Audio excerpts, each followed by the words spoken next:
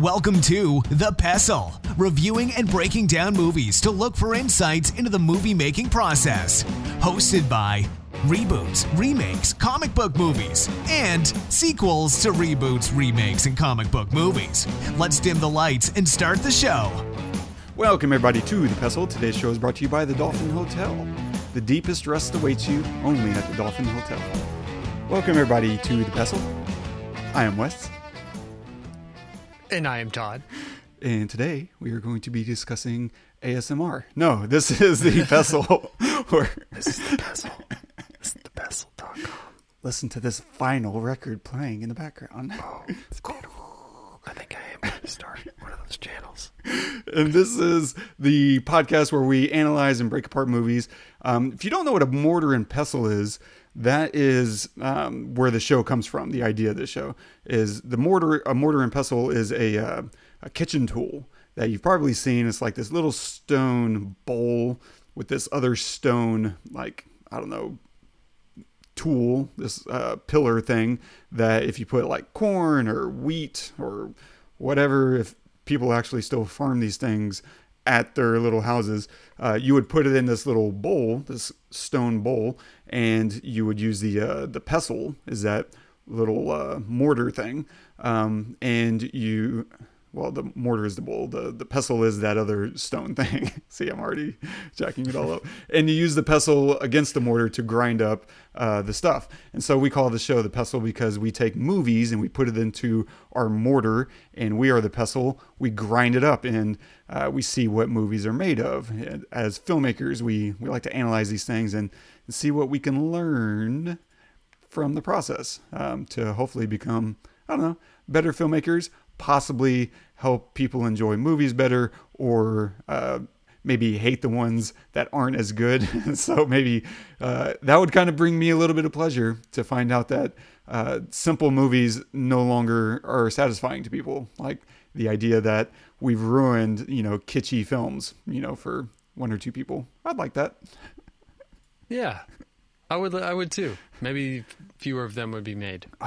If only. I don't think that we have that much sway, though. I don't either. Let's be honest. Yeah, but hey, one can dream. Yeah, one can dream, and we can be that one drop in the ocean. Yeah, I mean, we're always very careful on this channel or this podcast to make sure that we, pay homage to those who are creating, regardless of the level or, of whatever it is. Like, it really doesn't matter if you're making Transformers 12 or if you're making, the next Moonlight, whatever version that is. The spectrum can be great or, for lack of a better term, crappy, but at least you're making something, and in a world where there are so many people who, especially now, I think need entertainment, I think that, I was watching an interview of a guy that I follow on YouTube a lot. And he said that he never watches TV, that goes to the movies maybe once a year. And, there's part of me that was like, oh man, this guy gets a lot done and he works really hard. And man, that's pretty awesome. But then there's another part of me that said, well, he is definitely the minority. I think, and he's actually thrived in this COVID environment. And I think that so many haven't, that, movies and films and shows and Netflix are an escape that I think that people need. And so it almost doesn't matter if you're creating something that's not as good as, the next Moonlight. As long as you're creating, I think there's going to be a group or an audience for you. That audience might, like that style, whatever that is, but your style needs to come out and it needs to be out there. So yeah, just create, because the world needs more of it. It doesn't need a bunch of people who aren't, who are like this guy and think that, TV and movies and stuff are like destroying the fabric of society. I don't believe that. I think that they're necessary, and I think that a lot of us are here because of them. And so I think that they're important. They're just not important to this person, but they're important to people like us and to people like you who are listening. And if you're a filmmaker, just make stuff, and then worry about whether or not it's going to be critically acclaimed or mass acclaimed later, and I think that what the film we're covering tonight is a good example of where you can go to from last week's episode, if that is any clarity. Absolutely. No, and just to piggyback one more comment on that,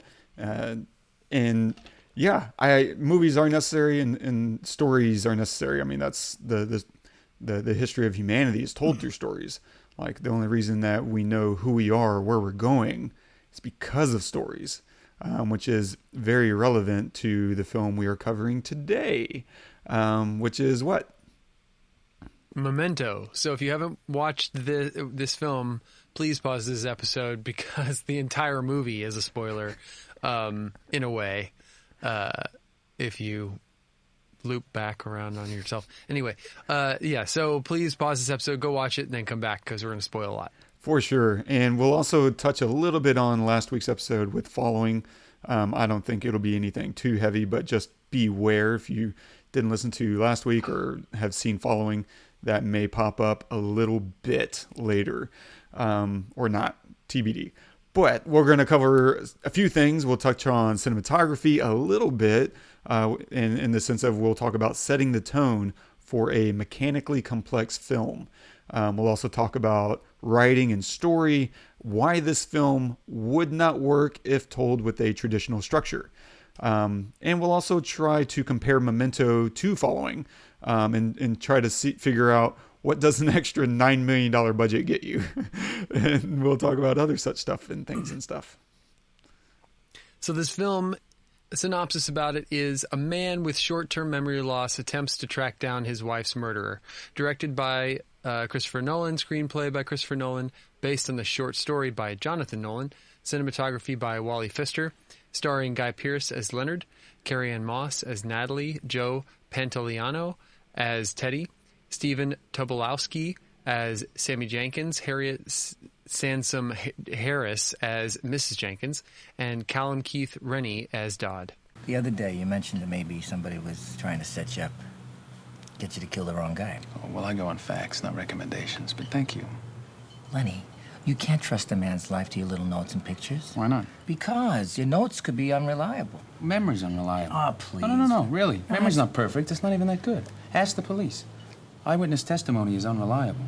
The cops don't catch a killer by sitting around remembering stuff. Right. They collect facts. That's not what I'm saying. They make notes and they draw conclusions. Facts, not memories. That's how you investigate. I know. It's what I used to do. Look, memory can change the shape of a room. It can change the color of a car. And memories can be distorted. They're just an interpretation. They're not a record. And they're irrelevant if you have the facts. You really want to get this guy, don't you? He killed my wife. He took away my fucking memory. He destroyed my ability to live. You're living. Only for revenge. Well, then we'll get the bastard. Just watching that clip just now, I realized something that I really hadn't realized through my many viewings of this film. And that's the sheer level of confidence that Leonard has, despite having no idea what he's done for most of his entire day, let alone probably the past several months or years, who knows how long. He is just absolutely confident and just knows that he knows. Mm-hmm. Even though clearly he doesn't know jack shit, as Teddy keeps trying to tell him. Anyway, this isn't something I've actually seen that many times, but I don't know. Have you? Has it been a while since you actually sat down and watched this? Yeah, it's been a long time. I think this is only my second time to see it. So it was like watching it for the first time. No, it's probably the third time, at least the third time. Yeah. But it's been so long that I forgot, because there's so many twists and they make you think one thing and another thing and whatever. So yeah, it was like a first viewing for sure. And yeah, it was entertaining like the whole time. I loved it. I mean, I feel like, I don't know why so much, I guess just the setup of him not knowing anything all the time, like always relearning shit, is the reason why all the exposition is great and actually adds to the story rather than being annoying. It's annoying to everybody who in the story, they're annoyed. Right, they're annoyed, but to us, it's like reaffirming, oh, this guy like is a mess. He has no idea what's going on. So I get it, and it's necessary, and it furthers the plot, a lot. It was just, it was really great, and then the acting too was like, it's hard to describe. It's not great, but it's not bad, but it's also not just okay. It's unique. That's how I'll say it. It's unique. It's like, do I buy Guy Pearce? Yeah, I do. But when he's giving all this exposition, it's okay. How I'll compare it is, where he was talking about Sammy Jankis and how when he would see Sammy, there was this thing behind his eyes that just there's a little bit of recognition behind his eyes. And then at the end of the movie, and that's what like triggered him to think, oh, this guy could definitely be not faking, but there could be something there. But then at the end of the movie, towards the end, he says, what do you do when you meet somebody who thinks that they know you? You fake like you know them. And so that's what he's doing. It was like faking like he knew Guy Pearce's character, I forget his name. Leonard. Leonard, thank you. Faking like he knew Leonard because he didn't want to look like an idiot for not knowing Leonard, maybe for the 100th time that he's met Leonard, right? And that's how I feel like this acting was. I felt, which is actually brilliant. If that was the intention, it was brilliant because it was like this little piece of, and it was constant the entire time. It was just I felt like everyone else treated him that way. I felt like he was always walking up to people trying to introduce himself like, hey, this is the first time we met. We have this weird look. And I think this is probably what you're being drawn to, is this look on everyone's face. The first time we're meeting them is like the 10th time that he's actually meeting them.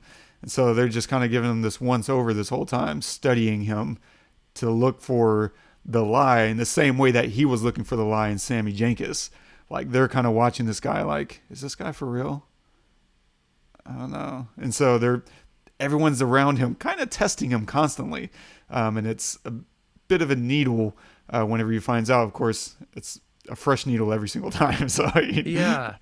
I mean, there is that, but I'm specifically with Leonard though.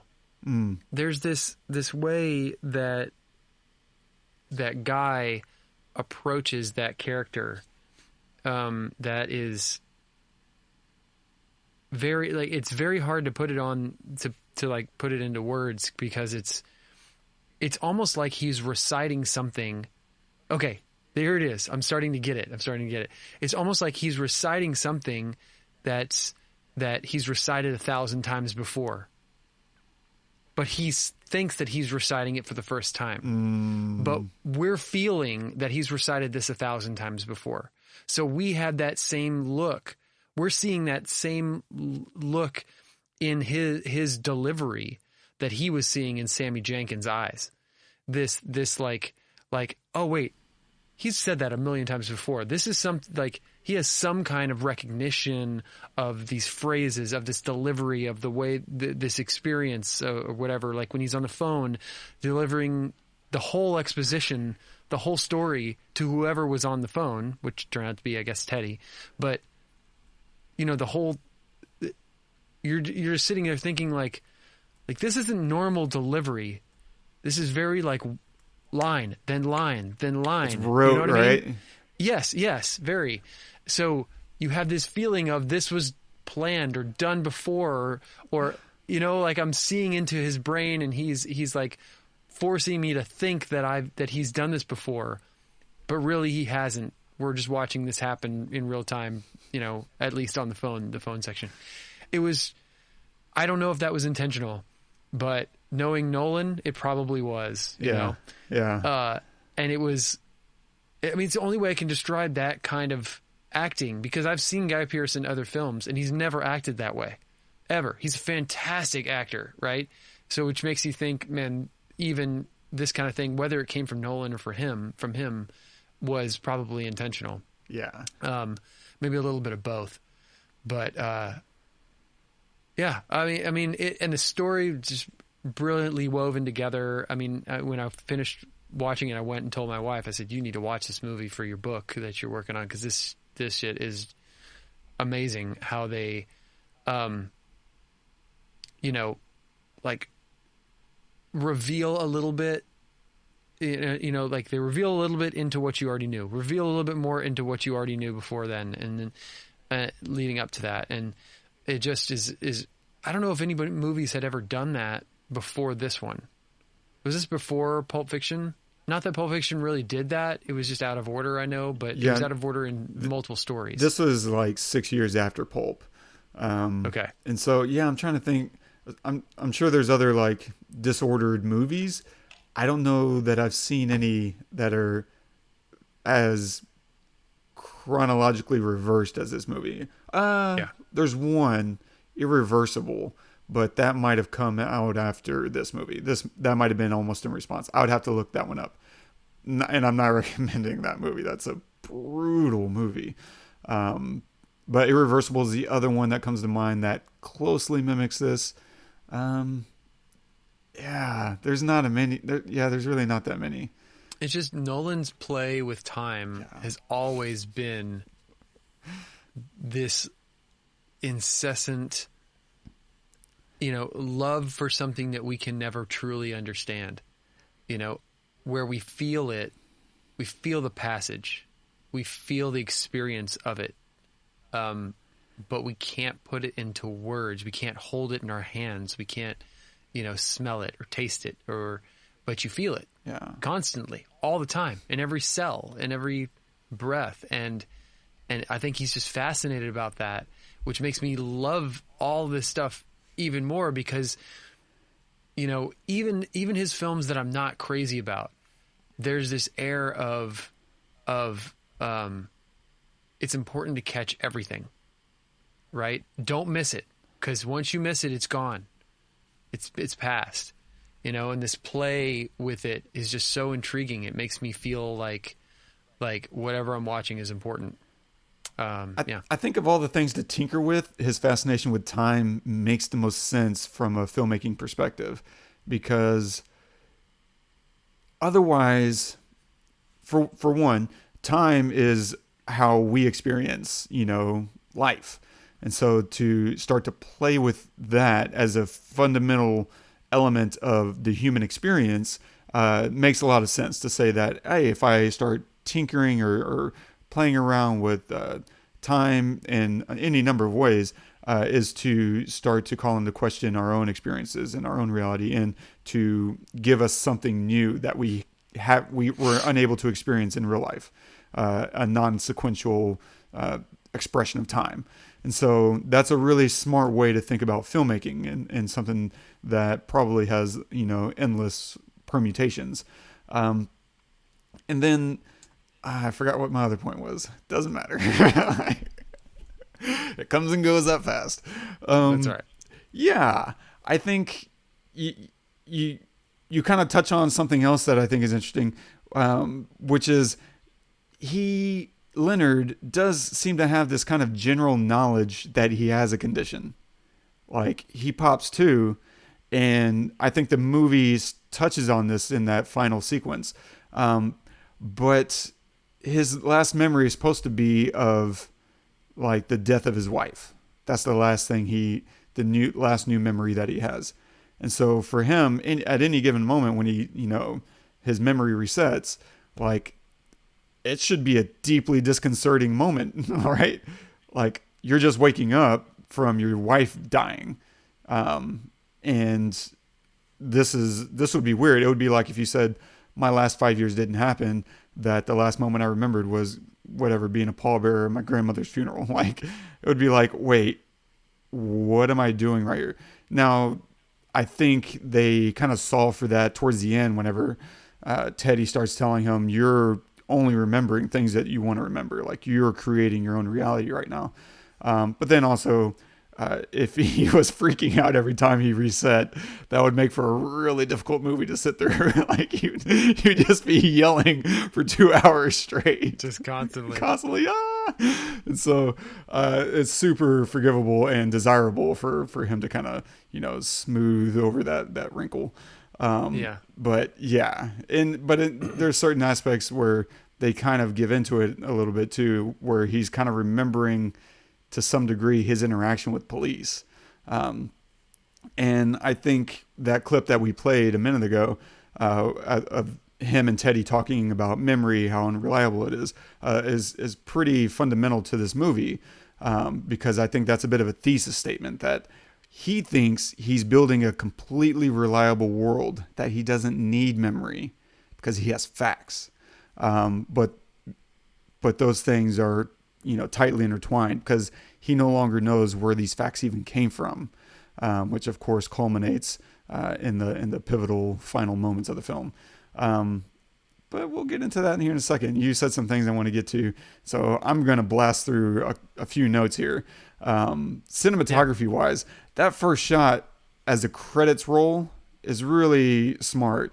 In that whole opening sequence where, the Polaroid is rewinding and from the photo of the murder victim, and the reversing of the gunshot, the whole opening reversing out of the gunfire is absolutely beautiful, right? The Polaroid gets sucked back up into the camera. I want to say I read this script a long time ago, and I'm just now remembering how he describes all that. But yeah, the Polaroid, sucks up the picture. The gun flies up into his hand, and the scream and the bullet flies back, which is very all reminiscent of a recent film that Nolan made. But no idea which one. Could be any of them. And there's this really great, what I love cinematography wise, is there's this really great push in as everything's reversing out. As he's unfiring the gun, we're pushing in. That's a very, he probably spent a little bit of time, perfecting that camera move, because we're used to doing certain things, a certain way. Like, oh, we're going to push in for this dramatic moment. The speed, the timing, all kind of shifts when you're, and obviously the motion that you're pushing, all shifts a little bit whenever you're reversing out of that in order to create the moment, right? Now, whenever you're filming it, you're pulling back instead of pushing in, knowing that you're going to reverse this later, and that's going to be a push in per the viewer, per the sequence of everything that's happening. So, very clever. I also like that opening sequence because it establishes kind of the central puzzle or question. Like, for one, why is this in reverse? Why did he kill this guy? Are these very fundamental things that kind of pop out of that opening sequence. And it helps to establish that something is off and you're not wrong for being a little confused, because the very next thing we see is Teddy alive and cheerfully running off with Leonard. And you're like, okay, so the first time you watch this, it's probably this feeling of, oh, okay, we're going back to the whole 3 days earlier, routine, only to find that sequence end with him getting killed. And you're like, wait, what is happening? And then we cut to the black and white sequence again. And I love how they just keep interspersing alternating between color and the black and white sequence. And after that very next sequence, you have a suspicion after that one. You're like, I think we're just kind of going back a little bit and then catching up. And then sure enough, hey, Lenny, like, and he did a great job of establishing these really noticeable parts to begin and end sequences so that your memory is triggered and you understand, oh yeah, I remember that moment. And then after that second, time through, you're like, okay, we're just backing up a little bit every time. And it's all kind of set up to disorient you in a knowing way from that very opening sequence with everything moving backwards, which leads us to something important with the writing and the story, which is moving backwards through this story is more than just a gimmick. It's not something like in his last film. It was the reorganizing of everything and following was more of a gimmick to grab your attention. It didn't really serve the story very well, so much as just kept the viewer engaged.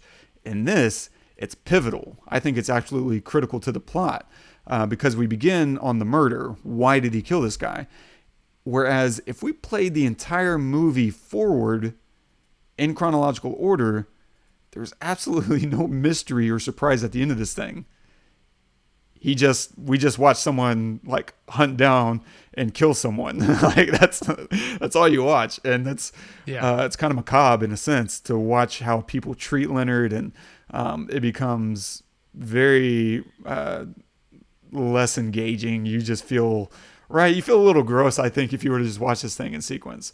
And then of course the whole Sammy Jankis thing really has no meaning to this story at all. It's completely different texture. And I saw a clip last week as I was digging up stuff for following, where Nolan mentions that I think he tried to write following in chronological order and then rewrite it out of chronological order. As opposed to this one, he's like, that messed my head up so much, I didn't try it. I just kind of wrote this as the story progresses in the way it unfolds in the film. I didn't try to go backwards and reverse engineer. Oh, he wrote it forward and then he wrote it backwards. He wrote it backwards. Yeah. Okay. So I thought that was interesting, because I probably would have approached it the other way. And now I would probably second guess that based on the master. But the other thing about the sequencing is we experience the world much like Leonard does. We are plopped into a scenario without any understanding of how or why we arrived there, and we have to figure out what we're doing. That is the exact situation that Leonard does. So what this does for us, the viewer, is that it creates buy-in, aka the suspension of disbelief. Because there is never any dramatic irony where we know something that Leonard does not. So we always believe him when he says he doesn't remember. This is absolutely critical for the story to work. Asking the audience to just kind of go along, if we were doing everything chronologically, you'd be asking the audience to just go along, believe the guy that he's forgot everything, even though we just saw what happened. He's never met this person to him, but we've already seen him meet this person, and so you start to stretch. It becomes not just boring, but you're also straining credibility with the viewer, because we've seen this character experience what we know to be true. And so if he has amnesia, the core of it has to be that we can't know his memories when he does not, unless that's a specific intention of the story. In this case, it's not. We need to believe him. We need to buy into his reality. And so that disorienting effect that he's feeling, we also get to experience through the breaking of traditional structure. So that's a very brilliant, absolutely critical element to this story. And it's also what you mentioned earlier, Todd, is that it's a great excuse to build a world of exposition. Like the tattoos get to reveal all these facts, the Polaroids with these mysterious notes. He's constantly telling people information like it's new, like he's just dropping a nugget on you see, I have a condition. I know. And they, as a great narrative tool, it's a great way to just kind of dispense exposition as it suits the story, instead of just dropping everything on us at once. The way to destroy this movie would have been to open it with a 2-minute voiceover narrative explaining his situation. Instead, he feeds us little pieces of information at a time, so that 1, we're underwhelmed, but 2, we're asking questions that we get to have answered. It's a very incredibly smart use of Lenny's condition, as he keeps calling it. Yeah, and it's interesting because we're going backwards, but it does feel like you're going forwards. Yeah. And I think part of what helps that is this, the Sammy story is forward. But we get it as he goes backwards. That whole black and white sequence is the only forward moving sequence in its entirety. So it helps us to kind of jump back and forth from this disorienting, like, wait, where are we, to, and so you're asking a lot of the audience, but it also makes it very, very engaging because we're confused. We're looking for information. We're getting these little pieces of information, and it's feeding us enough to keep us engaged in asking the next question and looking for the next answer. If you do it too far, if you push the audience too far, they stop caring and they eject. And so this is very masterful storytelling right out of the gate for someone who's just kind of getting his feet wet in the industry. Absolutely incredible. I think it's also a really great narrative tool to start and stop scenes as it's useful for the story in order to maximize interest, because some sequences could be one long scene without interrupting the plot, because there's sequences where they're just breaking it up at times, not even based on where his memory resets. Sometimes it's simply a way to create an extra layer to the story of interest, but then other times we break up a sequence that his memory resets, and it's not necessarily useful to the plot, but it's useful to add intrigue and more specifically to add humor. So the structural tool is really fun. And for an example, there's that chase sequence where he snaps to. He's like, what am I doing? Am I chasing that guy? Or is he following me? Oh, I love that. And he starts running after him. He's chasing me. Yeah, it's right. Bang. Oh, he's chasing me. And there's no real reason. We didn't get anything out of that beyond that's just kind of a funny take. And it's a way to kind of reinforce the fact that this guy really doesn't know what's going on. And it's just, it makes a fun story. Why wouldn't you do that? Yeah. The other thing I found interesting with this film, not necessarily as I guess the structure really does enforce this. But the structure creates a whole other interesting arc. And I kind of consider it an arc of sympathy, hate, and understanding with various characters. So as we meet people, we see them as innocent and likable. And then as we rewind, we find out how abusive or misleading they are. And so we hate them for how they've abused Leonard's condition. But then we understand them and why they act how they do. And so by doing everything kind of in reverse, we go through a completely new experience that you don't really get in other films. And it's so, for instance, Natalie, when we first meet her, she's incredibly sympathetic. We like her a lot. We feel bad as we see her trying to connect with someone who doesn't even remember her. And that kind of, makes us really reach out to her. We see her in the restaurant and meeting him for the first time. And I think we rewind, the next time we see her, she's kissing him goodbye, saying that, I believe you're going to remember me. And he's apologizing. And we're kind of, our heart's breaking a little bit right there, because we feel the hope in her, and we already know where that's headed for her. That's heartbreak. And so by kind of telling us the results before the expectations, is very, it creates a lot of feelings and a lot of emotions.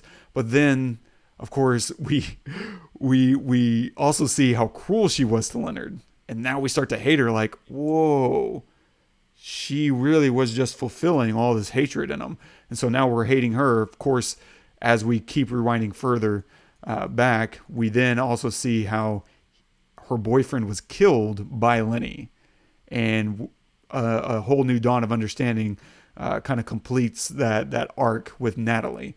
And of course, similar thing with Teddy, right? He's a little sympathetic at the beginning. We see him get murdered, and we kind of hate him from the outset, maybe just assuming that, oh, this is John G. He killed his wife. But we're so disoriented that I think we kind of live in this conflict throughout the film of, do we like Teddy? I mean, I kind of want to like this guy, but he kill? Isn't that what we're going to find out? Is that he was in? Part of you thinks that we're going to rewind all the way back to the murder itself to find out, oh, it was Teddy. But of course, we keep waiting to understand why he was killed, and it's revealed in the climax to not be him. But more importantly, I think the arc that is most interesting is Leonard himself, because he starts out as this really sympathetic character that we feel, very heavily for.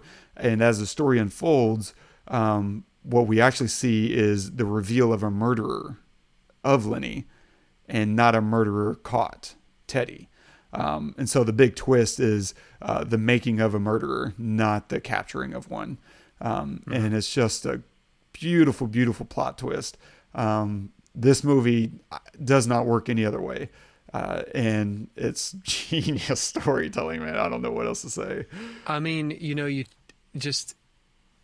really have to have, it is a clinic in how to write in a circle, right? It is a clinic in okay, if you see the entire story as a circle, at 3:00 we're hitting this point, and we want to make sure that we're going to hit this point again at 7:00 and at 10:00. Okay, at this point we're going to hit at 2:00. We're going to hit this point and make sure we hit it here and here, and just so if you look at the story like that, I mean, there are so many points and they all have multiple intersections. So, like a good example is the burning of the thing of all of her pieces. Well, the beginning of one of the sections is he's just sitting there in the middle of nowhere, and then he's putting out a fire in the morning time, I guess it is, and then he's walking away. You don't know what the hell had just happened, right? But then we back up and we find out, okay, he's burning her things. Well, why the hell is he burning her things? And then we back up more, and we find out that's a regular thing. Like, maybe I've burned thousands of your things. Like, I don't know. Then we back up more and we find, the prostitute that, he brought to his play or to his room. He wanted her to put him around so he could feel maybe like the female was his wife, like all of these. And that's just one example. There's, threads throughout this whole movie, where you just touch on it, right? Like the thing is, you can look at a movie like this and think, this is so daunting. There's no way that I could ever sit down and think to write all of this. Well, how do you eat an elephant? One bite at a time. It's just these little things. You don't have to hit people over the head with like this brilliant writing. Just touch on a thing, move on, right? And then make sure to come back and touch on that thing again. Later on, and then make sure to come back again and touch on it again. Depending on how important it is, touch on it, very lightly multiple times. Like, who knows, and in that way, then you have this congruent story that has these threads that interweave, that makes it seem more complicated than it actually is. Like you said, I didn't even think about that, but yeah, telling this story from the beginning to end, it is boring. There's no thread anywhere. The threads are made by going backwards, that's the brilliance of this, is going backwards, right? But the interweaving of all this stuff, like, it kind of just happens in this story because it's going backwards. Yeah. Right? Yeah, and he does a great job of teaching us how to watch this movie, one piece at a time. Yeah. And that can be a trap if you don't. For one, you definitely have to trust the audience, but then you also need to make sure you're giving the audience enough ammunition to digest and appreciate everything that's happening. And then as you're writing it, like finding ways that with this structure to find out how can I create new experiences with it? What are things that we can reveal that would shock the audience that they otherwise, wouldn't get to experience in a normal structure? And so like the whole sequence with Natalie, like we see her kind of lovey-dovey with them. The last thing in the world we're expecting is for her to just berate him and like call him all these mean things and to manipulate him so heavily. Like that is such a turn that you're kind of doubled over. Like you're just, I remember the first time watching this, I felt a little sick at my stomach, because it's just so cruel. She's absolutely, sinister in that moment. She goes out into her car and sits there And just and starts, waits. Yeah. Checking herself in the mirror. Well, I remember seeing that thinking, there's nothing he can do. I mean, he could run away, I guess. And but the detail in that setup, because then in like 10 seconds he won't know why he's running. It's crazy. And they set up that scene whenever she walks in, she's like grabbing pins. She's hiding all the pins. Yes. And it's a detail that you probably miss 9 times out of 10 the first time you're watching it. But whenever you have a expectation of what she's going to do, suddenly that becomes significant as hell. You're just like, oh my God, she planned this like ages ago. Ooh, Unreal. Yeah. Unreal, man. Gosh. So I am curious. I don't know. I don't have any notes for this. But comparing this to Following, I kind of watched this with an eye towards some of the things we tracked in Following, because he has $9 million, to shoot this film, and it's not like a particularly beautiful film. I mean, it takes place in a fairly boring location throughout the film. Like the hotel isn't anything special. The murder scene isn't anything super cool. Like the cinematography, I mean, it's nice. It's not like it's ugly, but it's not calling a lot of attention to itself. They're really focused on telling this story as cleanly as possible. And so I feel like as I started kind of thinking through all the locations, because this deceptively has a lot of locations that on its face doesn't look like. Because when I think of this movie, I think of all the color sequences. I don't think of the black and whites. And so in the color sequences, we have like 2 hotels, a restaurant, abandoned building, a bar, and like Natalie's house. And that's virtually it. And it doesn't sound like a lot, but then you start adding in like, well, he's also got to shoot the flashback sequence in the wife's house, with him and his wife, and the burglary scene. I guess there's also The Office. The Office, right? The Sammy Jankis segments, their house, the doctor's office, Leonard's office, and it just starts slowly kind of building up to the point where I think what $9 million got him is largely time. It bought him, I guess coincidentally, it bought him a lot of time, because to go through in pre-production and really lay this out, that's going to take time. He's probably going to want to test out some ideas, and then he's probably going to want rehearsal time with his actors. It's going to buy you that. It's going to buy you, instead of, if this was like a 1.5 million, you might have 3 or 4 weeks to shoot. He probably got to shoot this over the course of 6 to 8 weeks at least. And production on this level, it starts to add up that even though there's not that many actors in this, the number of people on set to help manage the locations and all the gear, those things start adding up. So a single day of production starts to probably run upwards of 100K. I don't really know. I'd have to sit down and really think through all the crew and logistics. But it starts to add up. And so if you start thinking of, if you shot this in, let's say 8 weeks, then that's 40 days of production. And that alone, if we're talking 100K, a day, well, you're already at $4 million. Like that just went up really fast or whatever. And so it can just start eating away at your budget really fast. And for something like this, I can imagine he really wanted time to get everything right on set and to not feel rushed through the day. I don't know. Maybe it was a 6-week shoot, or maybe he's just a madman and did it in 3. Who knows? But I think that would be my guess, is this didn't necessarily by him building a set in a soundstage so much as just time to find the right locations, to find enough space and time to actually just shoot this thing the way he wants to shoot it. I don't know if you want to weigh in on where you think $9 million went into this thing, by all means.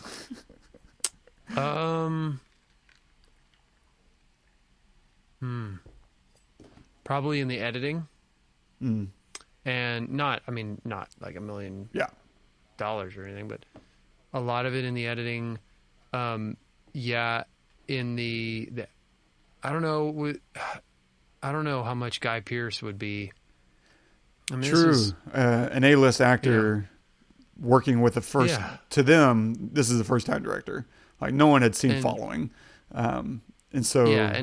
And Pantoliano, for sure. Who I love. I love Jim. Oh, he's freaking amazing. Every time I see him, man, I freaking love that guy. Just want to hug him. Yeah, absolutely. I do want to hug him. I love that guy. Lenny. And then just crew. You know what I mean? Yeah. Crew and gear. I don't know. Do you know what he shot this on? Film. I don't know like which camera lenses. He shoots everything on film. Yeah. And then film.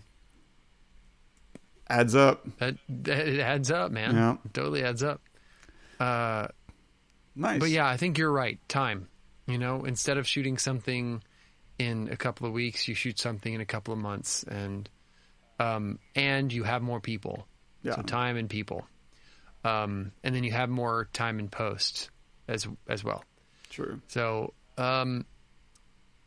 but comparing this a little bit to Following, like you were doing, it's interesting. The opening shots are very similar. Close-ups on hands, messing with stuff, holding stuff. In this case, it was a, backwards shot of shaking a Polaroid. But before it was, opening a box and things in it, but it was super close up. And then, I think also, lighting wise, obviously Following was black and white, so color was not an issue, but that's something too, right? You don't have to do color with black and white. You don't have to, worry about lighting too much. You just hard shadows. That's like what you do. At least that's what he did. And then so there are some similarities in that regard, and I still see this as like, how I said in the last episode, Following, it was like Radiohead's Pablo Honey. This does feel like the Bends for them, and then OK Computer is next, which was what was it? Insomnia was next. Yeah, maybe not. So maybe not that. Batman Begins would be the OK. I would probably say Prestige. Probably was his OK Computer. Nice. If not Inception, not that Inception. Yeah. But I guess the point is that, his movies have increasingly grown in scale. Yeah. Right. So Following was as small as you could get, really. And then this was a little bit bigger, but bigger story wise. Not, not really, and a little bit imagery wise, but. And when I say scale, I talk about like wide shots, like big, huge, like stuff that can barely fill, like your screen can't even hold it in, and big explosions, burning buildings down, like everything gets bigger and bigger and bigger. Yeah. Yeah. Like, but he's still within the story. Yeah. Right. So he's not using imagery so much to tell the story as the writing and the acting and what's within, just what the story is, right? Yeah.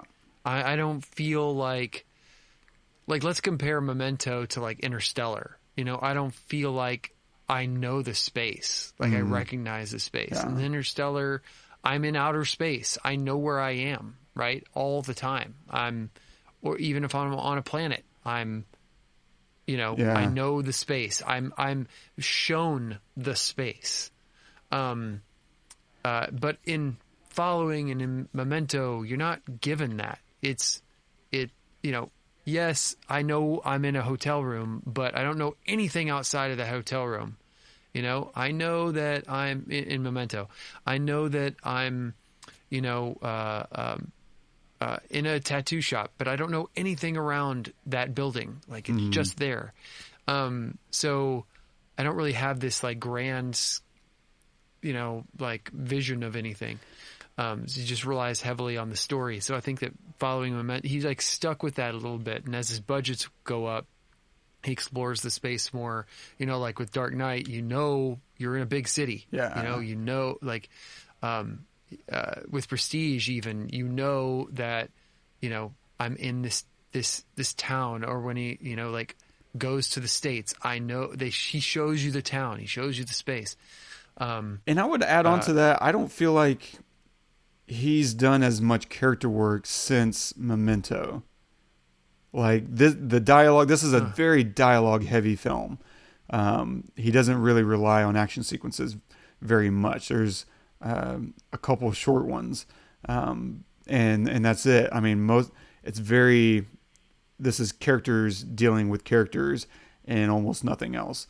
And every film after this, and I'm just not including Insomnia, that's like an abrasion at the back of my brain that I try to ignore.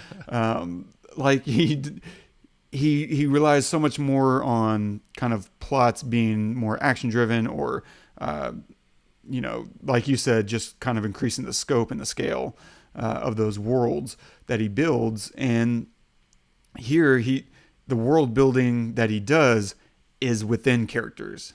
It's never the world itself. All those other worlds, he's literally building, you know, worlds. And here he's just kind of, because I think that's a great point. Like we really are just kind of dropped into a hotel. We're never really exploring spaces. We're exploring people. And he builds those worlds out very, very cleanly. And I would say he's never matched. After watching this movie, I was like, yeah, he's the dialogue here, I think, is the best dialogue he's done. I don't think he matches this at all from here on out. And in some ways he regresses, but, yeah, this is it's a worthy film. And I think he might be looking at remaking it. I don't know what he's doing. He's doing something with it. No way. Yeah. So that's kind of a surprise. I'm interested because that's not what Nolan does. He's not, I mean, I think he escaped Batman and he's not looking to do franchises anymore. Which I'm glad. I want to see his original stuff. And so I'm curious if he revisits Memento, what that means. Is it, I can't imagine he revisits this exact story again. I would imagine he finds a new wrinkle and way to explore it, maybe in a TV show, or maybe in some other movie, or maybe he's just going to write it. I don't know. Or maybe it's not even really happening. Maybe it's someone speculating, because it's in his IMDb is what where that kind of sent me where I'm getting this from. Yeah, if you look on Christopher Nolan's IMDb, where did it go? They did not. Son of I don't see it. It was there. I feel like Lenny. I feel like Lenny. Like it. What just happened? Did you notice Jonah in the credits again? Oh yeah. He was a production assistant. He was a PA. How crazy is that to have your name in the title, in the opening title sequence, as, you know, screenplay by Christopher Nolan based on the short story by Jonathan Nolan, and then to just be walking around that very set as a PA. That's incredible. Hilarious. Yeah. Yeah. Yeah, I don't see it. I don't see it. Okay, well. But, you know, I'm not going to say that you're a liar. But you might be a liar. I might be a liar. Just saying. Toddy! Perfect. We're going to start. This is what we're going to do every time we see each other now. This is where we're at now. Terrible We're going to start idea. mementoing each other. Oh God. Anyway, yeah, I loved it. I thought it was great. I could watch it again just to take notes and to study it, you know, as like, you know, for an idea. I think there's more to this, you know, like I love this idea of playing with time. I think we both do, and we're suckers for it. And I think there's, you know, more to it than just going backward. I think that, you know, I would really like to see more films play with this kind of thing. You know, Tarantino has done it a lot. And it's always very interesting because it makes you pay attention to the film. I thought the acting was wonderful. The writing was brilliant. I would like to read Jonathan's short story that this is based off of. Same. I keep meaning to do that. That would be really interesting to do.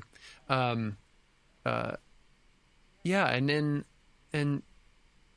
I'm just really glad that he got that opportunity because then it just kickstarted everything. Because then I think after that he got Batman pretty soon after that. Yeah. I mean, I know he did Insomnia, but then The Real Game.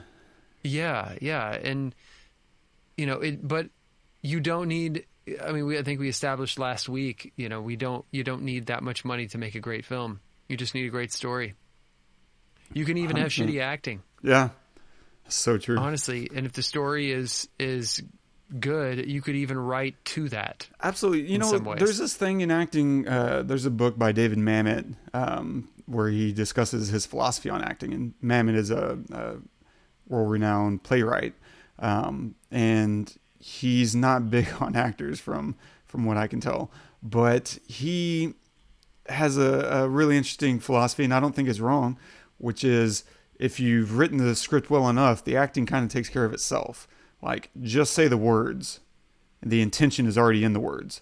So just say the words, play the words, and you'll be okay. And so if you write a good enough script, to your point, like you can be pretty negotiable with the performances. If anything, you probably need to hold performances back. I think a lot of bad acting comes from trying to act a little too much. Whereas if you just tell people, you know what, don't react to them, just watch them, you know. And people don't realize that you will react without trying to react. You will perform even though you're not trying to perform if you're just inhabiting the world and just staying there with your scene partner.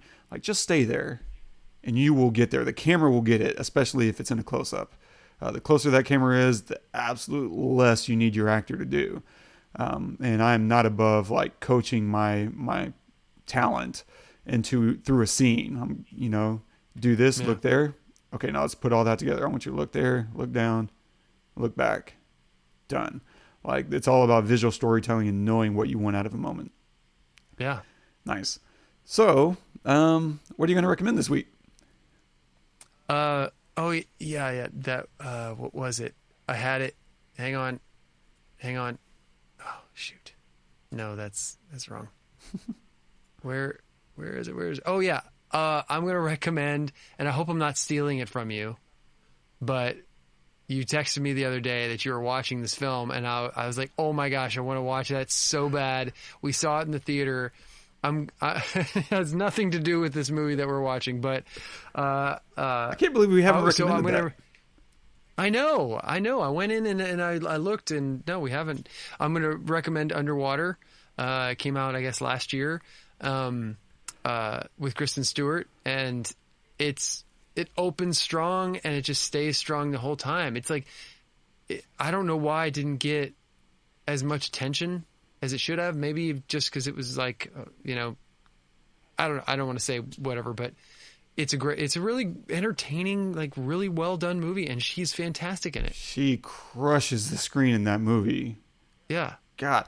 And I agree, man, that's such a good recommendation. Like, I don't, and I think you could say the same thing with Memento. Memento got legs through word of mouth. I didn't see this in the movie theater. I didn't know it existed until a buddy of mine told me and my buddy Juwan. He was like, "Hey, have y'all seen Memento?" Oh, y'all got to watch that. And literally we ran to a Blockbuster, went to my house, sat in my room, and just watched Memento for 2 hours. And I think Underwater needs those kind of legs too. It's one of those things, if you actually sit down and watch it, it's non-stop, packed gills, to gill. Like, it's just great recommendation. We'll definitely be putting that in the show notes. Watch the trailer, and I would say don't even watch the trailer. Just go hit play. That's what we did. Watch the trailer. We had no idea. Exactly. I was like, I just want to see a movie. Yeah. All right, let's go. So yeah, and it is streaming on HBO Max. Nice. I'm going to recommend a TV show. It's called Killing Eve. If you want great performances, I don't like Sandra Oh's great. She's always going to do great. But I don't think people are aware of Jodie Comer. She is absolutely riveting to watch. And Killing Eve isn't necessarily an easy show to get into. You got to give it a couple of episodes. But then once you kind of get into it and you really just watch it for her. Jodie Comer kills. She is so egregiously entertaining to watch that I can't imagine anyone who sits through 2 episodes just won't want to hit play just to see her and what she's going to do next. She is so wildly entertaining that she's going to be on everyone's radar. I don't know what's going to do it, but at some point she's going to hit the scene and it's going to be like Jennifer Lawrence all over again. Like, people are going to lose their minds over Jodie Comer. Assuming I'm even saying her name right. I don't know. It might be Comer. But Comer, probably not. Comer sounds so much more elegant. Yeah, let's just say that. All right. Nice. We have a short spotlight of the week. It's called Ovarian Cyst from Aaron Fromm. This is your pick. And if you want to add any notes to that, that's, feel free to do so now. I don't. You just need to go watch it. Nice. It'll be in the show notes. Thanks for digging that up. Nice. So over the next few weeks, we're going to slightly deviate for the holidays. As everyone's kind of socially distancing, still as, the pandemic numbers rise, more infections are kind of happening. And so it's probably a good idea to minimize, all the socializing for the next few weeks over the holidays, which sucks because this is the time when we finally get to see our family. And so to kind of offset that, I thought it would be fun for us to kind of have a string of guest appearances so we can kind of imitate the idea of friends getting together and having some community. And so I don't know the sequence that all this is going to happen. I'm pretty sure next week we're going to have our buddy and friend of the podcast, Joe Howells, on. He works at Weta in New Zealand, which is famous for doing a lot of the effects work for Lord of the Rings. And so we're going to continue the saga. If you heard our last edition of Lord of the Rings, the Fellowship of the Ring, then I was in New Zealand at the time. We had Joe on, and it would be we would be killed in our sleep by Joe if we did a Lord of the Rings and didn't have him on. Yes. And so fly over to the U.S. That's right. And so we're going to cover the Two Towers with Joe next. And then at some point over the next couple weeks after that, we're going to have on recurring guest Scott Garrett Graham, who's going to, he wants to do Amadeus. And then we also have Dave Jasmine, who I honestly thought Dave would have been our very first guest. And so I'm surprised we just haven't had him on yet. Dave is a writer and has 29 episodes later. Right. We're close. We're right there. We're close. And so I have no idea what he's going to pick. And so if next week we end up, doing Electric Boogaloo 2 or whatever, then that's Dave. You just don't know what this guy's going to do. Yeah. So stay tuned. We're going to have a slew of special guests, and at some point I still want to have Alyssa on. I always feel like she's too busy for us. That'll be a fun one. At some point we'll have Alyssa. I don't know that it'll be in the next few weeks, but she's one of our dear friends that we've mentioned several times on the show. And so, so many things. So stay tuned next week, probably Lord of the Rings 2 Towers, but who knows? So as scheduling dictates. Don't forget to subscribe, review us on iTunes, leave us a note if there's something you want us to say or talk about or review, or you want us to pay more attention to the color grades or the kind of rims and tires that people use in their, I don't know, in their movies. Just whatever. Like if there's something you want us to talk about, like, let us know and we'll keep an eye out. No guarantees. And if you want to leave a note on this particular episode, you can do that at thepestlepodcast.com/memento. And our quote of the day this week is from Michael Mann. I don't underestimate audiences' intelligence. Audiences are much brighter than media gives them credit for. When people went to a movie once a week in the 1930s, and that was their only exposure to media, you were required to do a different grammar. I love the use of grammar there because we are such an educated audience. Mm-hmm. If you played this movie in the 1930s, Memento in the 1930s, the audience probably would have had a much more difficult time. Even if you made it, time period appropriate, it would probably still be a little difficult to really track. And so understanding the education of your modern day audience is really critical. Something made from 1970 isn't going to be as interesting 9 times out of 10 in the year 2020. And so just understanding what your audience is capable of digesting completely changes the pace and the style that you're going to approach them with. And I love what Michael Mann says here in the very first sentence, right? I don't underestimate audience's intelligence. Because I think if you respect the audience, they'll reward you for it. You just need to start with the fundamental appreciation that they can keep up if you challenge them. I like that. Yeah. They can keep up if you challenge them. Yeah. Nice. I love it. Yeah, I got nothing to add. Yeah. I mean, that's interesting. And I'm not the craziest Michael Mann fan, to be honest, but I do like his quotes that we've put up here. He's intelligent, and the reason I picked him was I know Christopher Nolan is a really big fan, and I think there's going to be one more Michael Mann film we cover, which is Heat. At some point we'll cover Heat because that is one of the all-time notable. I think we need to. It's been way too long for me. Yeah. I could not tell you anything about it. Nice. We'll I cue would that like up to do in that the coming months then for sure. Okay. Nice. Awesome. Well, it's been great. Thank you so much for staying with us. If you're still with us, like Wes said, join us next week. Maybe Lord of the Rings 2 Towers with Joe. And please review us, share us with your friends, all that good stuff. It all matters and it all helps. Until next time, I'm Todd. I'm Wes. Go watch the movies.